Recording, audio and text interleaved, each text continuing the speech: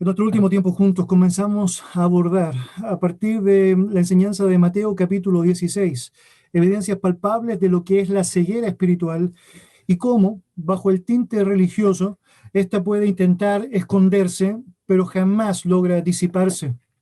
Los fariseos y los saduceos de la época de Cristo son un ejemplo palpable de cómo puedes estar tan cerca y tan lejos a la vez, de cómo puedes tener las escrituras, pero ignorarlas al mismo tiempo, de cómo puedes reflejar una apariencia de piedad, pero no ser otra cosa, tal como menciona allá la palabra del Señor, como nubes sin agua llevadas de aquí para allá por los vientos, o árboles, pero otoñales, sin frutos, sin fruto. La descripción que Cristo da de estos hombres que tomaban lugares de preeminencia ante el pueblo son tremendamente descriptivas de lo que significaba su verdadera condición. Jesucristo les llama, por ejemplo, necios y ciegos, les llama guías de ciegos, les llama hipócritas, les describe como generación de víboras. Y obviamente estos son solo algunos de una amplia lista de características que no hacían otra cosa que evidenciar la realidad del corazón de ellos, que distaba mucho más de lo que significa una entrega, distaba mucho de lo que involucraba una entrega incondicional al Dios vivo y verdadero. Mis queridos, los escribas, los intérpretes, los rabinos, los saduceos y los fariseos de la época de nuestro Señor Jesucristo nos otorgan una profunda lección de cómo podemos ejercitar una sabiduría, pero animal, terrenal y diabólica. De cómo puedes, en algún sentido, tener una fe, pero tal como dice Santiago, una fe muerta. De cómo podemos hacer tesoros, pero en la tierra y no en el cielo. Y con ello, una profunda advertencia del peligro en el que nos encontramos al pensar que somos creyentes autoconvenciéndonos de aquello cuando realmente no lo somos, cuando bíblicamente no lo somos. Mis queridos, en el marco de lo que ha sido nuestro estudio del discernimiento bíblico, bien hacemos en evaluar nuestra propia vida a la luz de la verdad y considerar a través de los textos bíblicos cuáles son los parámetros divinos para asimilar el real estado de mi condición, el real estado de mi corazón hacia con Dios. No en vano, en 2 Corintios capítulo 13, versículo 5, el apóstol Pablo demanda a los creyentes a que nos examinemos a vosotros mismos si estáis en la fe. Probaos, dice allá, a vosotros mismos. ¿O no os conocéis a vosotros mismos que Jesucristo está en vosotros a menos que estéis reprobados? Y con ello, una convocatoria marcada a que tú y yo estemos disponibles para examinar realmente la condición de nuestra realidad para con Dios y no autoengañarnos, porque sería posible que fuésemos reprobados y que nuestros actos no hagan otra cosa que manifestar una realidad que refleja una distancia evidente del Dios vivo y verdadero. Acompáñenme en su Biblia, por favor, a Mateo capítulo 16. Mateo capítulo 16. Y voy a leer para ustedes, al comenzar, los versículos 1 al 4. Mateo capítulo 16, versículo 1 al 4. Y con eso abordamos el discernimiento frente a la realidad personal hoy, en lo que es la segunda parte de este sermón. La palabra del Señor dice así: vinieron los fariseos y los saduceos para tentarle, y le pidieron que les mostrase señal del cielo. Mas él respondiendo les dijo: cuando anochece decís buen tiempo, porque el cielo tiene arreboles, y por la mañana hoy habrá tempestad, porque tiene arreboles el cielo nublado. Hipócritas, que sabéis distinguir el aspecto del cielo, mas las señales de los tiempos no podéis. La generación mala y adúltera demanda señal, pero señal no les será dada, sino la señal del profeta Jonás, y dejándoles se fue. Bueno, acompáñenme en oración. Señor, te damos muchas gracias por darnos la oportunidad de meditar como iglesia en aquello que es lo más importante, Señor. Tu verdad, tu palabra, tu voz, Señor. Te damos tantas gracias, Señor, por darnos la oportunidad de tener esa revelación escrita, tu santa Biblia, Padre, y saber por medio de ella todo lo que es importante, todo lo que es necesario, lo que debe sostener nuestra fe, lo que debe afianzar nuestra posición en ti, lo que debe, Señor, ser el elemento trascendente para el discernimiento de lo que es correcto y saber, obviamente, proceder allí, pero también para notar por medio de tu palabra lo que es incorrecto y saber distanciarnos de allí. Señor, en este ejercicio que debemos llevar adelante de juicios prudentes, de juicios objetivos sostenidos en tu verdad, que no desatendamos nuestra propia vida. Y Señor, tal como tu palabra nos indica, que no estemos mirando, Señor, pajas en ojos ajenos cuando hay una tremenda viga en nuestro propio ojo que no está siendo sacada, producto de nuestra propia, Señor, indolencia, no diligencia, Señor, producto de nuestra propia necedad. Y quisiéramos, Señor, poder analizar correctamente por medio de tu palabra esta vida que tenemos, que llevamos adelante, y poder afianzar nuestra fe, Señor, de ser necesaria, y Señor también de poder arrepentirnos si esto, Señor, se hace manifestado, se hace claro. Dios, gracias por darnos esta oportunidad en donde queremos que tu voz, Señor, sea latente a través de lo que decimos, lo que pensamos, Señor, a través de lo que meditamos, y que, Señor, ningún estorbo, Señor, ningún impedimento nos afecte el poder atender y disponer nuestro corazón para ti. En el nombre de Jesús. Amén. Amén. La semana recién pasada tuvimos la oportunidad de mirar evidencias de lo que es la ceguera espiritual. A través de estos primeros 4 versículos que acabo de compartir con ustedes, pudimos apreciar cómo por medio del ejemplo de los fariseos y los saduceos, hay marcas naturales que son bien marcadas en las Escrituras, bien notorias en las Escrituras, y que si bien eran reflejadas por personas que eran religiosas en la época, no hacían otra cosa que manifestar cuán lejanos estaban de Dios, a pesar de esa apariencia que podían reflejar. Por un lado, pudimos apreciar que las relaciones con la oscuridad son evidentes en aquellos que son ciegos espirituales. Los fariseos y saduceos, aunque eran sectas completamente opuestas, aunque no tenían criterios ni tenían doctrinas en común en términos sustanciales, lo cierto es que estaban absolutamente ligados en todo lo que tenía que ver con su negación a Cristo y su verdad. El relato de los evangelios nos hace pensar que fariseos y saduceos eran básicamente parte de un mismo grupo, pero lo cierto es que la única ligación que tenían era la ceguera espiritual manifestada a través de su rechazo a Dios, a través de lo que significaba su oposición a Dios. La Biblia nos enseña en el libro de Santiago, capítulo 4, versículo 4, que cualquiera, pues, que quiera ser amigo del mundo se constituye enemigo de Dios. Y tú y yo necesitamos analizar nuestra propia vida para saber cuán distante estamos de lo que significa la real luz, a través de lo que significan estas relaciones que muchas veces dejamos que sigan fluyendo y que nos ligan con un contexto, un entorno, una vida completamente lejana al Dios vivo y verdadero. En ese contexto necesitamos analizar nuestra real condición y cuán dispuestos estamos a poder decir no a aquello que francamente nos distancia, nos separa, nos desenfoca del único Dios verdadero a quien debemos apuntar por sobre todas las cosas. Una segunda característica que hemos apreciado es que hay una resistencia evidente hacia la verdad, manifestada en el texto por medio de esta frase que señalaba que los fariseos y saduceos buscaban a Jesús para tentarle. Ellos no querían escuchar, ellos no querían aprender, ellos no tenían una disposición a dejar que el rabí, el maestro, el Señor y Dios estuviese comunicándole a ellos lo que debían saber, lo que debían hacer. Por el contrario, todo lo que quieren hacer es humillarle, destruirle. Finalmente sabemos, ellos quieren matarle. Y con eso vemos cómo es latente esta resistencia a aquello que es correcto, aquello que es verdad. De hecho, en este intento por tentarle, le piden una señal del cielo, como si las señales que Jesucristo había hecho hasta ese punto no fuesen suficientes para evidenciar lo que era. Nicodemo, uno de los doctores de la ley, había dicho que era evidente que las señales que Jesús hacía no podían ser llevadas adelante si Dios no estuviese ahí. Pero ellos no querían verlo, no deseaban verlo, no era suficiente para ellos verlo. La razón era su ceguera espiritual.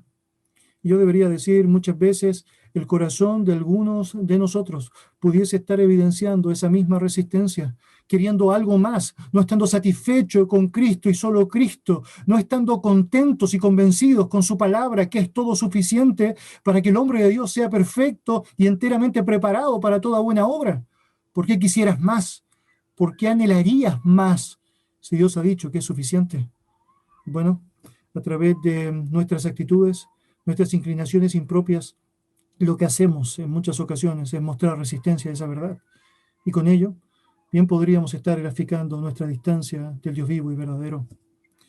La palabra del Señor nos muestra que estos hombres estaban tan interesados en aquello que era irrelevante como una señal del cielo, buscando aquella señal del cielo en un sentido, graficando con esto, que algo más tenían que experimentar, algo más querían saber. Y Jesucristo les dice, no, no, no, y deja en evidencia su ceguera al mostrarles cómo podían estar habituados a reconocer ciertas características meteorológicas, ciertos asuntos que tenían que ver con el clima a través de ciertas evidencias palpables que la naturaleza generaba, pero cómo no podían utilizar ese mismo discernimiento para darse cuenta que Él era Jesús, el Señor, el Rey. Por último, apreciamos a través de nuestro texto que una característica de los ciegos espirituales es ser receptores del rechazo. El rechazo de Dios se hace latente como una consecuencia natural al rechazo que estos hombres han evidenciado hacia Él. La palabra del Señor nos dice que la única señal suficiente que ellos tenían y que todos los hombres a lo largo de la historia tienen para conocer a Cristo tal como es su resurrección. La señal del profeta Jonás, que así como estuvo 3 días en el vientre del pez y nadie pensaba que iba a poder salir de ahí, Jesucristo mismo estuvo 3 días luego de su muerte en la cruz, en el sepulcro allá, en el fondo de la tierra, y dice el texto bíblico, Él resucitó, Él triunfó. Cuando tenemos la oportunidad de poder mirar a Cristo tal como la Biblia lo describe y reconocerle como el gran victorioso, quien triunfó sobre la muerte y que tiene la capacidad para llevarnos a nosotros de la muerte a la vida por medio de su sacrificio, tenemos la expectativa de poder saber que somos creyentes y estamos con Él. Pero cuando eso no es suficiente, cuando rechazamos sistemáticamente lo que Él es, su verdadera condición, su verdad, bueno, no esperes otra cosa que ser rechazado por Dios. Y el texto bíblico lo hace tan palpable en Romanos capítulo 1, diciendo que Dios nos entregó. Hagan lo que quieran hacer, hagan lo que quieran. Si quieren vivir sin mí, bueno, allá está, esa será su consecuencia. Bueno, acá en Mateo dice el texto bíblico en el versículo 4 que dejándolo se fue. Es decir, ¿eso es lo que quieren hacer? ¿Eso es lo que quieren creer? Bueno, allá tienen su consecuencia. Esa será su condena. Vivir la vida conforme a sus propósitos, que terminarán, obviamente allá, siendo perpetuadas en el infierno de fuego. Mis queridos, hoy tenemos la posibilidad de ver la continuación de este relato y por medio de esto invertir tiempo en apreciar el contraste bien marcado entre aquellos que son ciegos espirituales y aquellos que tienen el privilegio de Dios de recuperar la vista por medio de esta ceguera sanada por la gracia preciosa de nuestro buen Dios. Acompáñenme por favor a leer los versículos 5 al 12 de esta porción de Mateo capítulo 16. La palabra de Dios dice así: llegando sus discípulos al otro lado, se habían olvidado de traer pan. Y Jesús les dijo: mirad, guardaos de la levadura de los fariseos y de los saduceos. Ellos pensaban dentro de sí diciendo: esto dice porque no trajimos pan. Y entendiéndolo, Jesús les dijo: ¿por qué pensáis dentro de vosotros, hombres de poca fe, que no tenéis pan? ¿No entendéis aún, ni os acordáis de los 5 panes entre 5,000 hombres y cuántas cestas recogisteis? ¿Ni de los 7 panes entre 4,000 hombres y cuántas canastas recogisteis? ¿Cómo es que no entendéis que no fue por el pan que os dije que os guardaseis de la levadura de los fariseos y de los saduceos? Entonces entendieron que no les había dicho que guardasen de la levadura del pan, sino de la doctrina de los fariseos y de los saduceos. Mis hermanos, permítanme decir esto. Espiritualmente todos nosotros nacemos ciegos. Según las Escrituras, el pecado nos ha separado de Dios y nos encontramos carentes de cualquier posibilidad de llegar a Dios en nuestras propias fuerzas. Tal como hemos leído en Efesios capítulo 2, estábamos muertos en nuestros delitos y pecados, es decir, sin ninguna posibilidad de estímulo necesario para mirar a Dios, acceder a Él, reconocerle a Él. Por lo tanto, no era nuestra oportunidad la de llegar a Él, si es que Él no hacía nada para poder permitirnos, darnos acceso a lo que significaba su glorioso nombre. En ese contexto, es Dios mismo quien toma la iniciativa. Y Jesucristo, tomando allá forma de hombre, viene a la tierra, se entrega a sí mismo en sacrificio en aquella cruz del Calvario. y por medio de su sangre paga el precio que nosotros debíamos pagar. En aquel momento en la cruz del Calvario, Jesucristo está recibiendo toda la ira del Padre, producto del pecado, que nosotros deberíamos haber recibido, pero que jamás habríamos podido pagar. Y en ese contexto, Él se presenta como el único mediador correcto entre Dios y los hombres para darnos la oportunidad a nosotros de mirarlo a Él, reconocerlo a Él como es, y por medio de Él llegar al Padre, llegar a Dios mismo y tener una comunión estrecha, correcta, con el Santo de los Santos. La palabra del Señor nos enseña que Dios mismo se encargó entonces de hacer que Jesucristo tuviese un rol preeminente en darnos a nosotros la posibilidad, que estábamos ciegos, muertos, absolutamente separados y distanciados de Él, de poder mirarle a Él. Pero no solo eso, Jesucristo se ha encargado de hacer todo lo posible para alumbrar los ojos de aquellos que habíamos estado ciegos, para darnos la oportunidad de mirar las maravillas de su ley, las maravillas de su verdad. No es casualidad que Él se haya encargado en tantas ocasiones de recordar, enseñar, instruir a las personas para que éstas tuviesen la posibilidad de ser impulsados hacia la verdad, de ser iluminados en lo que significaba este entendimiento correcto de lo que era el mensaje divino. Al finalizar el verso 4 de lo que ha sido la sección que acabamos de ver al comienzo y en la cual meditamos con mayor profundidad la semana recién pasada, notamos que Cristo ha dejado a los fariseos y los saduceos y se fue, dice el texto bíblico. Sabemos que geográficamente lo que hizo Jesús fue traspasar lo que era este mar de Galilea, desde una esquina específica allá donde está llevando esta conversación con los sacerdotes allá, fariseos y saduceos, y luego dirigirse a lo que será esta relación, esta conversación que llevará acá ahora con sus discípulos, en lo que sería básicamente la zona nororiental, lo que se conoce como Betsaida Julia, un sector que estaba más bien, es decir, lleno de personas gentiles, en donde Jesucristo tendría mayor tranquilidad para pasar tiempo con los suyos antes de llevar adelante su último viaje, que sería básicamente a Jerusalén, para presentarse allá en la cruz del Calvario, para dar su vida en rescate por muchos. Lo que sabemos de este texto es que hay algunas situaciones que describen francamente la gran diferencia que hay entre fariseos y saduceos, que aparentemente ante todos eran los grandes religiosos, aquellas personas que tenían la capacidad para llevar a las personas a Dios, a aquellos que tenían una relación tan cercana con Dios aparentemente, y el contraste con los discípulos, que para todos eran básicamente despreciados, vulgares, dice el texto bíblico, sin educación, sin grandes capacidades, pero que tenían una gran diferencia. Por la gracia del Señor, tenían su ceguera sanada por todo lo que Cristo estaba haciendo con ellos. Mire allá, la primera frase del versículo 5. Esta dice lo siguiente: llegando sus discípulos al otro lado. Y allá nos vamos a detener allá. Una característica notoria en aquellas personas que han tenido su ceguera sanada por el Señor es que siguen la luz, sigue la luz. Mire, los discípulos han ido con Cristo y esto no es algo que solo debiéramos asumir ligeramente. Detrás de esta realidad, detrás de ir con el Señor, hay un montón de determinaciones impresionantes y decidoras de lo que significa el ser un verdadero discípulo de Cristo. Ellos se encuentran frente a una encrucijada que no es menor, no es menor.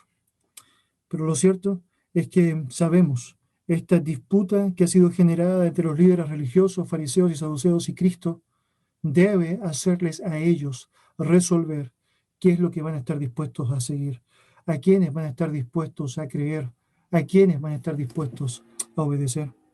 Y lo cierto es que cuando miramos el relato bíblico nos damos cuenta que ellos optaron por Jesús. Yo creo que no siempre nos ponemos a pensar en esto, pero deseo mostrarles en términos bien marcados el fuerte dilema que los discípulos del Señor tuvieron que enfrentar. Y esta escena hace que sea muy palpable lo que realmente está sucediendo y que ellos tuvieron que graficar en diferentes momentos de su vida. Ellos habían sido criados bajo la sociedad judía. Y lo cierto es que si había dos grupos de personas que debían ser respetadas desde pequeños por cualquier judío, básicamente eran los fariseos y los saduceos. Piensen esto, ¿no? Han sido criados y educados bajo una concepción de respeto absoluto a la autoridad de fariseos y saduceos. Los fariseos claramente eran los conocedores de la ley, Eran aquellos ritualistas que sometían al pueblo a lo que era su autoridad religiosa. Los saduceos, por otro lado, eran los aristócratas, eran aquellos que tenían mucha influencia en las ramas de la sociedad a través de lo que significaba su poder. Eran liderazgo espiritual, sin duda, en el pueblo. De hecho, el sumo sacerdote de los judíos era un saduceo, un saduceo. Por lo tanto, para un judío rechazar a los fariseos y los saduceos por cualquier otra cosa, lo cierto, y en este caso, siguiendo a cualquier persona bajo la perspectiva de los judíos de la época, era algo inaudito, impensado, impresentable. De hecho, en la práctica significaba rechazar su formación, rechazar su crianza, significaba rechazar la lógica familiar, significaba rechazar culturalmente lo que era aceptable, significaba volverse enemigos de aquella cultura imperante, significaba volverse impopulares, despreciados y someterse a una serie de costos prácticos que por la influencia de los fariseos ellos pudiesen enfrentar. Obviamente, saber que podían perder sus trabajos por una simple llamada de un fariseo o saduceo era algo evidente que podían enfrentar. Tener la imposibilidad de que sus hijos accedieran a la educación que estaba siendo volcada, básicamente o desarrollada en las sinagogas judías que estaba bajo el control de los fariseos, francamente era algo que les podía pasar. Pero yendo en contra de todo eso que tenía que ver con su cultura, con su historia, con su trasfondo, con su formación, con sus modelos de crianza, ellos saben que había algo que era mejor. Ellos están dispuestos a seguir la luz y cruzan con Jesús. Dejan a los fariseos y los saduceos al otro lado y siguen a Cristo, siguen a Cristo. Mis queridos, yo creo que es importante asimilar lo que realmente está sucediendo acá. Y las palabras de Cristo lo resumen muy bien algunos versículos más adelante. Si tú estás allá en Mateo 16, acompáñame por favor al versículo 24. La palabra del Señor dice así: entonces Jesús dijo a sus discípulos: si alguno quiere venir en pos de mí, niéguese a sí mismo, tome su cruz y sígame, y sígame. Mis queridos, el verdadero cristianismo no es sigue igual, pero comienza a cantar a Dios. El verdadero cristianismo no es sigue igual, pero comienza a congregarte o participa de una iglesia. El verdadero cristianismo tampoco es toma tu guitarra y síguele haciendo lo que tú quieras, básicamente, o no, sino que va bien. El verdadero cristianismo tiene que ver con asumir que hay costos determinados. Negarte a ti mismo, estar dispuesto a dejar el yo en una instancia reducida porque sabes que lo más importante y preponderante es Dios, el que no eres tú el dueño de las determinaciones, de las decisiones, el someterte a Él como el dueño de las determinaciones. Eso es básicamente lo que significa seguir al Señor. ¿Y hay costos con eso? Claro que hay costos. Hay evidencias de rechazo, claro que las hay. Pero cuando empiezas a sopesar, cuando empiezas a evaluar realmente esos costos, con lo que significa la maravilla de estar con Cristo, te das cuenta que esto es muchísimo mejor, porque aún en Cristo puedes vivir cualquiera de los costos de manera llevadera. Aún en Cristo puedes vivir cualquiera de estos costos que no son otra cosa que beneficios para tu vida. Porque cuando conoces tu corazón te das cuenta cuán bueno es no descansar en Él, sino descansar en Dios, porque es lo mejor y porque vale la pena. La Biblia dice que debes seguirle, y eso es lo que hace un verdadero creyente. Sigue a Jesús, a pesar de que no es popular, a pesar de que puede ir en contra de la formación familiar, a pesar de que no es lo culturalmente aceptable, a pesar de que van a haber costos asociados. Jesús es mejor. Jesús es mucho mejor. Mire, mientras yo pensaba en esto, recordé un himno que cantaba cuando era pequeño en la iglesia. Este himno es del 1800. Fue escrito por una mujer llamada Fanny Crosby. Ella perdió la vista muy pequeño y ha escrito más, si no me equivoco, de 8.000 poemas, muchos de ellos parte de los himnos que la historia de la iglesia ha cantado desde el 1800 en adelante. Uno de estos himnos que es impresionante es este que grafica, yo creo, muy bien cuál debe ser la determinación correcta de alguna persona que está realmente disponible a seguir a Dios con todo lo que eso involucra, a seguir a Cristo con todo lo que eso implica. Este himno se llama Dejo el mundo y sigo a Cristo, en su traducción al español. Y con ello, una gran posibilidad de meditar en el contenido de lo que expresa y cómo eso guarda relación directa con la verdad bíblica. Mire allá, dice así: Dejo el mundo y sigo a Cristo, porque el mundo pasará, mas su amor, amor bendito, por los siglos durará. El coro dice, oh, qué gran misericordia, oh, de amor, sublime don, plenitud de vida eterna, prenda viva de perdón. Dejo el mundo y sigo a Cristo, paz y gozo en Él tendré, y al mirar que va conmigo, siempre alegre cantaré. Dejo el mundo y sigo a Cristo, su sonrisa quiero ver, como luz que en el camino haga aquí resplandecer. Dejo el mundo y sigo a Cristo, acogiéndome a su cruz, y después iré a mirarle cara a cara en plena luz. Otra vez el coro. Oh, qué gran misericordia. Oh, de amor sublime don, plenitud de vida eterna, prenda viva de perdón. Mis queridos, negar nuestras propias inclinaciones egoístas y el mundo que se encarga de alimentarlas por seguir a Cristo es una determinación que debe ser tomada por cada verdadero creyente. Y es impresionante cuando miras el relato bíblico, ver cómo estas instancias son tan marcadas en aquella persona que realmente está dispuesta a seguirle. Dejas atrás todo aquello que es popular, pero te distancia de Dios para hacer todo aquello que es verdadero y que claramente te acerca a su nombre. Y aquí, en el relato de Mateo 16, tenemos un buen ejemplo de aquello. A pesar de lo descrito, ellos optaron por lo mejor. Los discípulos de Cristo optaron por lo que era bueno, a pesar de que muchos hicieron lo contrario. Déjenme simplemente mencionar algo que es muy importante en esta historia. Cuando tú miras el relato del ministerio de Jesús, te das cuenta que hay muchas personas que son reconocidas como discípulos. Un discípulo, naturalmente, era alguien que estaba dispuesto en momentos específicos a ponerse a escuchar o aprender de otra persona. Básicamente, esta es la idea de un discípulo, un aprendiz. Ahora, no todos los discípulos eran salvos, pero sí todos los salvos deben ser discípulos. Esto es muy importante. Y la Biblia nos enseña a través del relato de los evangelios que hubo muchos discípulos que no eran salvos, es decir, estaban interesados en escuchar, querían saber lo que decía. De hecho, estaban muy interesados en disfrutar los beneficios de estar cerca de Cristo, porque claro que lo sabía. Pero cuando llegaba la oportunidad del compromiso férreo y directo, eso sí que no les gustaba, eso sí que no les parecía. Usted puede leer el pasaje con detalle luego allá en su casa, pero el libro de Juan, capítulo 6, menciona que habían muchos discípulos que habían sido alimentados por Jesús en este episodio tremendo, la alimentación de los 5,000. Y el texto bíblico dice que Jesús, aprovechando a toda esa multitud que estaba allá, ávida aparentemente de escucharle, empieza a darles una lección importantísima. Él les dice, ustedes han disfrutado del pan, ustedes han disfrutado de la provisión temporal que sus cuerpos requerían, y yo me he encargado de dárselas, pero ustedes pueden tener mucho más que eso. Jesús se describe a sí mismo como el pan de vida. El que de mí come, dice, no tendrá más hambre. Y lo cierto es que mientras él está diciendo esto, dice la Biblia que muchos de los que estaban siguiendo se empezaron a dar cuenta que no querían ese mensaje.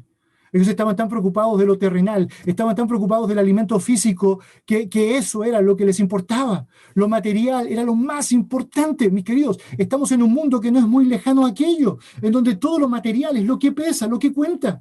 Pero cuando se trata del mensaje de la verdad, lo que tiene que ver con tu alma, no. De hecho, el versículo 66 es tan triste porque después de Jesús presentarse a ellos como el pan de vida, diciéndole en otras palabras, ustedes me necesitan y estoy disponible, dice la Biblia que muchos de esos discípulos se volvieron atrás y ya no andaban tras de él. Eso no es lo que queremos, eso no es lo que queremos. Pero estos discípulos, a pesar de todo eso, ellos estuvieron dispuestos a seguir la luz. De hecho, cuando Jesús ve que estas multitudes que había alimentado ya físicamente se están yendo, le pregunta a sus discípulos cercanos, a los 12 allá, ¿y ustedes también quieren irse? ¿Acaso ustedes también quieren irse con ellos? Y Pedro toma la batuta representando a los discípulos y responde lo siguiente: Señor, ¿a quién iremos? Solo tú tienes palabras de vida eterna. Mis queridos, yo debería decir, esta es la actitud correcta de un verdadero creyente.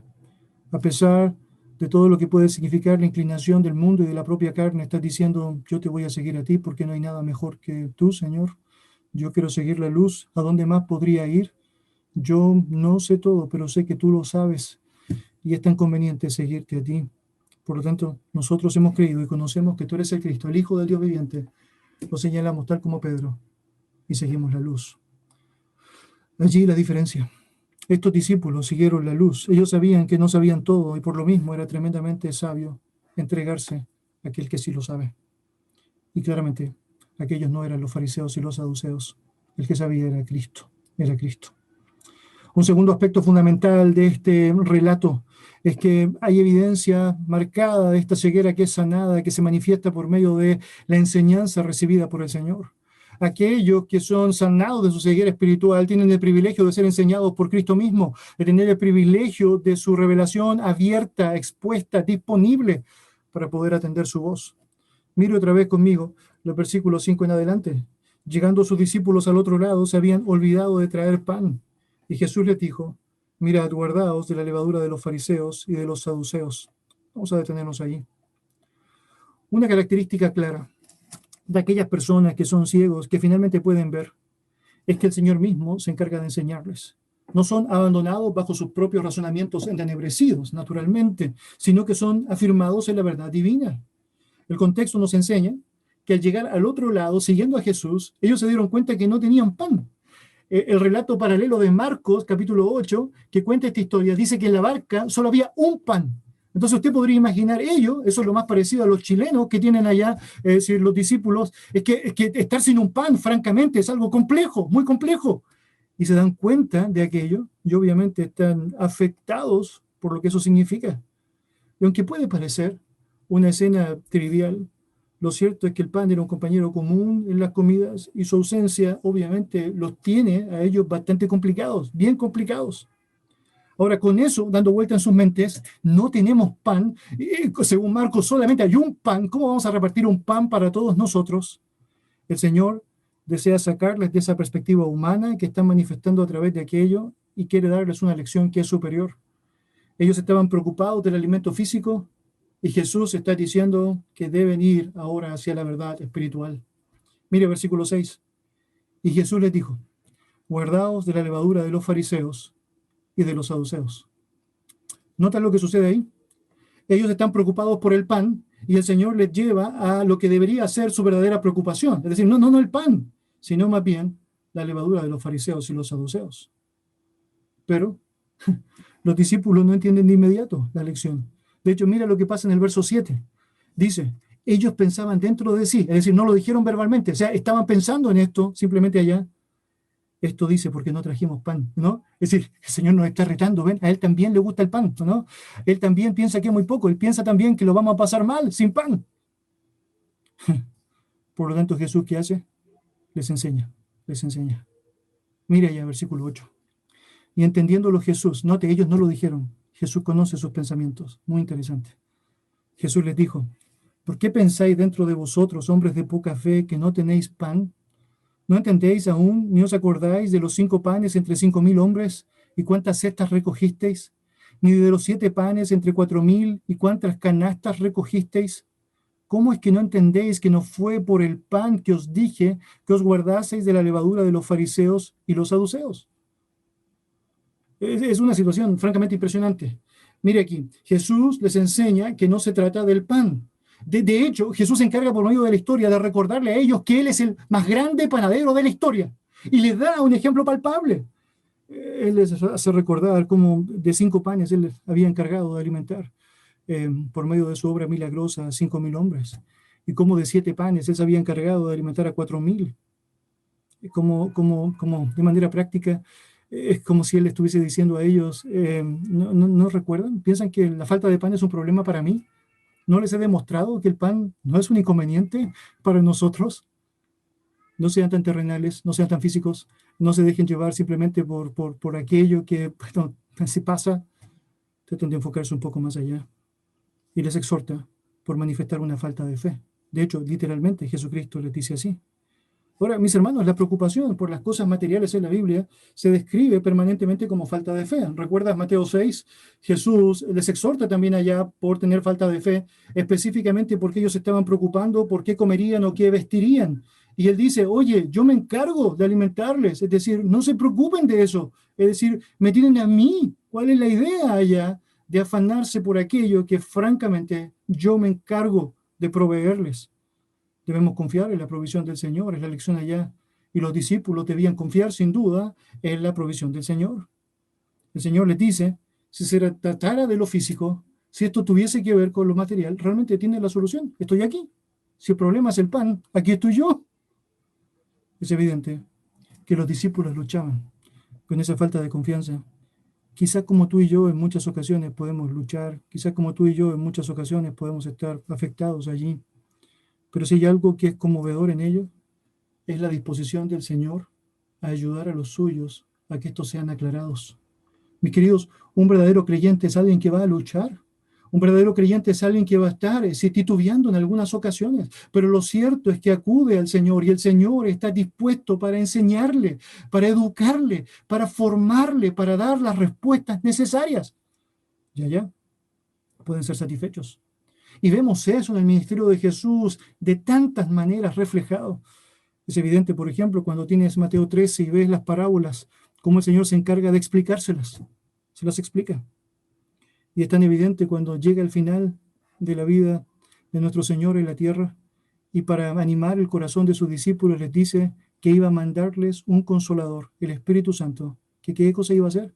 Iba a enseñarles, iba a recordarles todas las cosas que Él había dicho.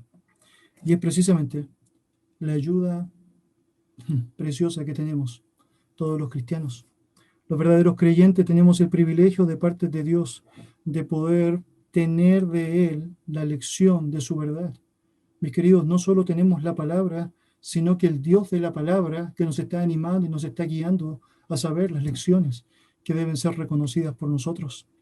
Mire, el relato de Marcos que usted podría leer después con mucho mayor detención, con mucho mayor cuidado, usted podría apreciar que nos da algunos detalles que son bien particulares. Uno de esos detalles es que mientras Jesús les está hablando, ellos están respondiendo. Y eso es bien interesante. Muestran la pedagogía preciosa de nuestro Señor. Por ejemplo, en Marcos, Él les dice y les pregunta, ¿cuántas cestas quedaron? ¿Se acuerdan cuando alimentamos allá a los 5,000? Y ellos dicen que respondieron 12. Quedaron 12. Estamos muy claros de que de todo lo que habían dado aún habían quedado 12 cestas, ¿o no? Y luego Él les pregunta, ¿cuántas canastas recogieron cuando vino la otra alimentación de los 7,000 varones? Y ellos responden allá, 7. Note el detalle, muy interesante. Al principio pregunta por cestas, eran unas canastas más pequeñas que era habitual para los judíos y que llevaban a la pesca. Luego en el otro relato menciona canastas que eran un gran receptáculo que ocupaban los gentiles. De hecho eran tan grandes que en una de estas canastas Pablo descendió en un momento cuando era perseguido más adelante en la historia. Y en ambos casos, es decir, ellos tenían muy claro cuántas habían sido las que habían quedado allá con pan. Por lo tanto, ellos están siendo enseñados virtuosamente con el Señor y Él se encarga de que ellos estén aprendiendo porque están respondiendo a las preguntas que Él les está planteando. Versículo 12, por favor, miren lo que dice la Biblia. Entonces entendieron que no les había dicho que se guardasen de la levadura del pan, sino de la doctrina de los fariseos y de los saduceos. Por fin, ¿o no? Es decir, sus ojos fueron completamente abiertos. Por fin han entendido. Ahora esto era, ¿o no? Ahora comprendo lo que realmente sucede. La palabra entendieron allá en el griego es juntar, reconciliar. Es como que ahora ataron los cabos sueltos. Y mire, un ciego que es sanado puede hacer eso por la gracia del Señor. Ahora todo me calza. ¿Cómo es posible que antes no hubiese entendido todo esto? Que antes rechazaba esto, que antes me parecía tan absurdo todo esto. Bueno, es el mensaje de la cruz, es necedad para los que se pierden. Pero cuando realmente le conoces a Él, es poder de Dios. Esto es tremendo, es tremendo. El Señor les estaba hablando de la enseñanza de los fariseos y los saduceos. Es muy interesante que la conexión que Jesucristo utilizó para graficar la enseñanza fue el término levadura. Llama mucho la atención. Obviamente Jesús está haciendo una conexión, una lección práctica. Ellos están preocupados por el pan, Él les lleva una preocupación mayor, la levadura, que era parte de la composición del pan. Usted debe saber que en las Escrituras, la lógica de la levadura es similar a la que muchos la utilizan hoy día para su uso, que es básicamente el hecho de una masa fermentada que es sacada de un pan anterior y luego esta masa es puesta en un pan elaborado, básicamente para generar una reacción de crecimiento en este pan. La levadura básicamente nos habla de influencia en la Biblia.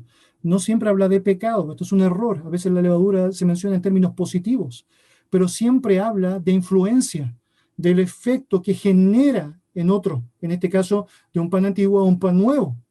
Ahora, cuando miramos eso en la historia nos damos cuenta del sentido. Por ejemplo, cuando Israel debía salir de Egipto, dice la Escritura que Dios no les permitió tomar nada de lo que significaba el estilo de vida allá y les dijo que debían, es decir, no, es decir, disfrutar del pan, es decir, con levadura. La razón es que quería ilustrar con eso que ningún tipo de influencia de Egipto debía ir con ellos. No es Egipto lo que debe influenciarte, soy yo. Este era el mensaje de parte de Dios. Bueno, en ese contexto, esta es la idea. Jesús quería que sus discípulos se cuidasen de no ser influenciados por la doctrina de los fariseos y los saduceos. Si van a poner atención a algo que no sea el pan material, ese viene y ese va, ese vamos a recibirlo. El alimento es algo que Dios se ha encargado de prometer a los suyos. Pero la doctrina incorrecta, las enseñanzas impropias, aquello que te distancia de Dios, debes tener cuidado para que no generen en ti la influencia inapropiada. Y Él les dice, guardaos, guardaos. Es bien interesante porque el pasaje en Marcos menciona también que debían guardarse de lo que era la levadura de Herodes. Ahora, déjame explicar a qué se refieren estas influencias. Bíblicamente hablando, tenemos allá respuestas a qué es lo que estaba diciendo específicamente Jesús, que de los fariseos, de los saduceos, de Herodes, eran asuntos que ellos debían mantener distantes de su relación, para básicamente no afectar lo que era la más grande relación que debían llevar adelante con Dios. Bueno, la levadura de los fariseos es descrita con claridad en Lucas capítulo 12, versículo 1. La Biblia dice, en esto juntándose por millares la multitud, tanto que unos a otros se atropellaban, comenzó a decir a sus discípulos primeramente, guardaos de la levadura de los fariseos, que es la hipocresía. ¡Wow! ¡Wow! La Biblia se responde por la Biblia, ¿no? Interesante. Jesús está enseñándole a los suyos que debían tener cuidado con la influencia hipócrita de otros. ¿Por qué? Porque, bueno, es muy tentador ser un hipócrita, es decir, luchas con tu propia carne frente a lo que significa la hipocresía, cuanto más cuando te rodeas de aquellos que la viven de manera constante. Mire, la falsa religión, el externalismo, el legalismo, ritualismo ceremonial, todo manifestado en lo exterior, nada en lo interior, hermoso por fuera, podridos por dentro, sepulcros flanqueados, como dijo Jesús, muy pintados y adornados, como lindas tumbas, pero por dentro no eran otra cosa que muertos, lejanos a Él. Ten cuidado con eso. Ten cuidado con el legalismo, con la capacidad que tiene bajo la esfera de esta religiosidad de adoptar en ti influencias o posiciones predominantes. Cuidado con el ritualismo ceremonial, cuidado con el externalismo, cuidado con enfatizar lo que se ve y no lo que no se ve, pero que Dios sí conoce, donde las cosas simplemente se hacen sin meditar en las razones, sin meditar en el fondo divino. Y Jesús le está diciendo a sus discípulos, hey, el pan físico ese no es un problema, pero esto sí es un problema. Ten cuidado con esto, ten cuidado con esto. Y mis hermanos, como creyentes, debemos cuidar de esto.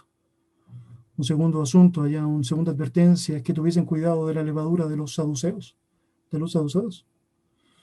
Y la Biblia nos dice en Hechos capítulo 23, versículo 8, porque los saduceos dicen que no hay resurrección, ni ángel, ni espíritu, pero los fariseos afirman estas cosas. Mire, los saduceos eran los liberales, aquellos que no creían en aquellas cosas que hablaban del poder sobrenatural de nuestro buen Dios. Obviamente esta concepción descarta los hechos sobrenaturales y limita el poder y la soberanía de nuestro buen Dios.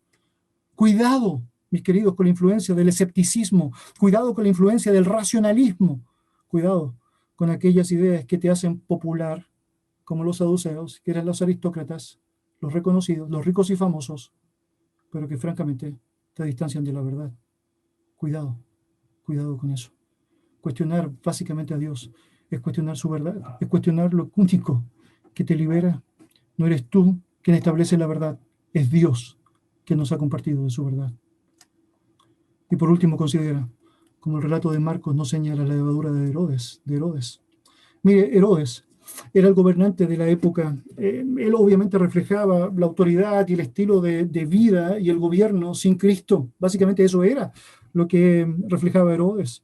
Obviamente, con su liderazgo, él trataba de asumir lo que él determinaba era correcto para esta propuesta que le daba al mundo, la política, los negocios, una vida que descartaba claramente la palabra de Dios como autoridad sobre toda la esfera social. Herodes representa ese estilo de vida que es licencioso, que es lujurioso, que es sin moral, que se centra básicamente en el poder y el control por sobre el poder y el control de Dios. Y el Señor está diciendo, hey, ten cuidado con la influencia de la ambición política. Ten cuidado con la influencia del materialismo, del secularismo. Hey, ten cuidado, ten cuidado. Por lo tanto, es claro nuestro Señor al decirle que se aseguren de cortar todo aquello del mundo que desea influenciarles. Ten cuidado, ten cuidado. Mis queridos, yo me temo que muchos, bajo el título de iglesia, no han meditado en pasajes como estos. De alguna u otra manera, la tentación es grande para pensar en la levadura de los fariseos, de los saduceos y de Herodes. Debería decir que así como es fácil recibir la tentación y caer en ella, es fácil también cimentar lo que significa la condenación de nuestra alma. Porque un verdadero creyente es advertido sobre esto, es enseñado de parte del Señor, pero responde en correlación directa a lo que esto significa y es consistente con aquella realidad.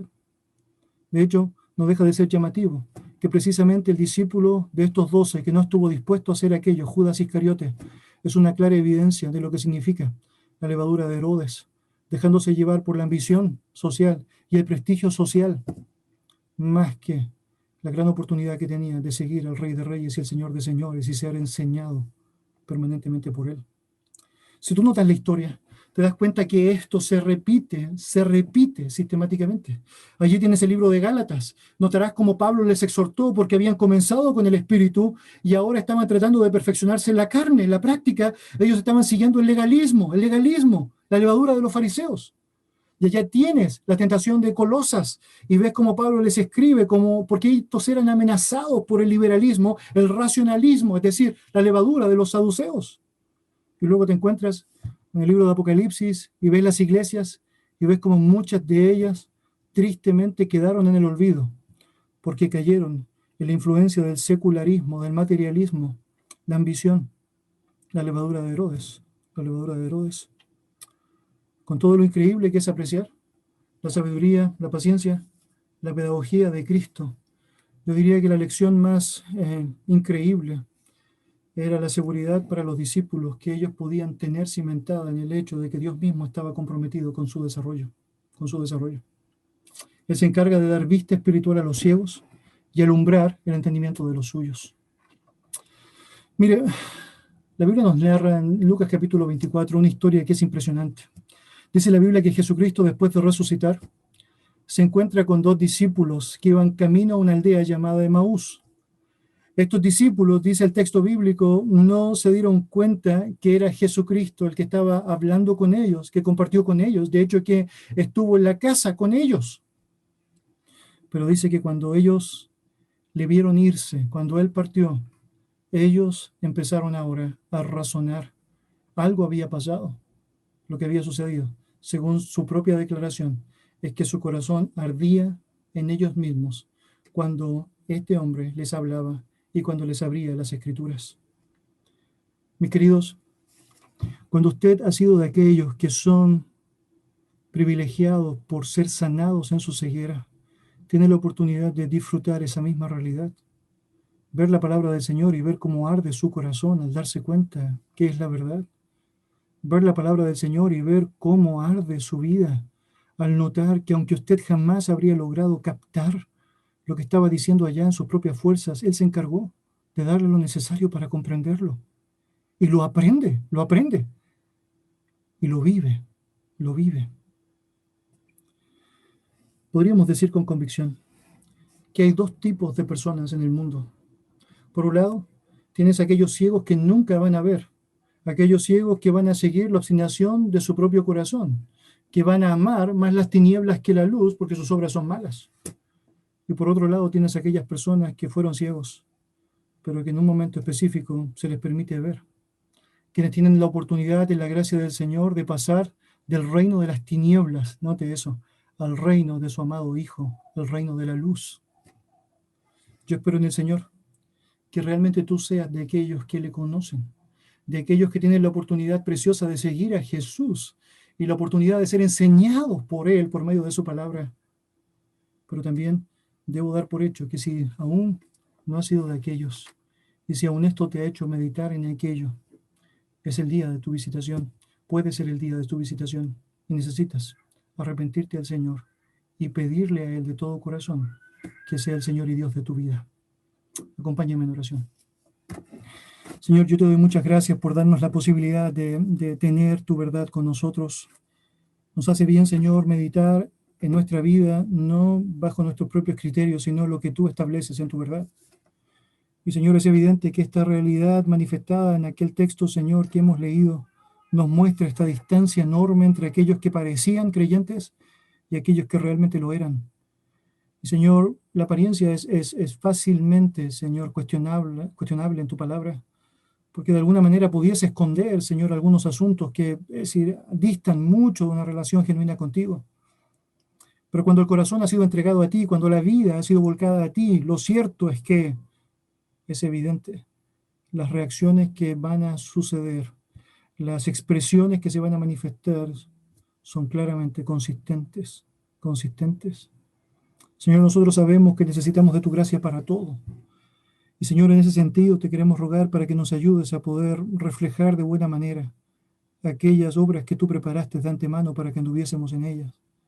Que podamos, Señor, aferrarnos a lo que significa tu gracia hermosa, a depositar nuestra confianza y nuestra fe en Cristo y seguirlo a pesar de todo lo que puede ser el entorno en el que nos encontramos, Señor.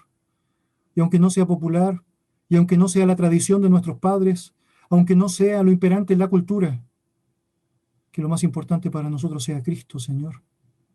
Y Dios, te damos gracias porque nos enseñas, gracias porque alumbras nuestros ojos, y gracias porque nos ayudas a ser advertidos de la maldad de este mundo, Señor, la maldad de nuestro propio corazón, Señor. Gracias por Cristo, en el nombre de Jesús. Amén. Amén. Amén.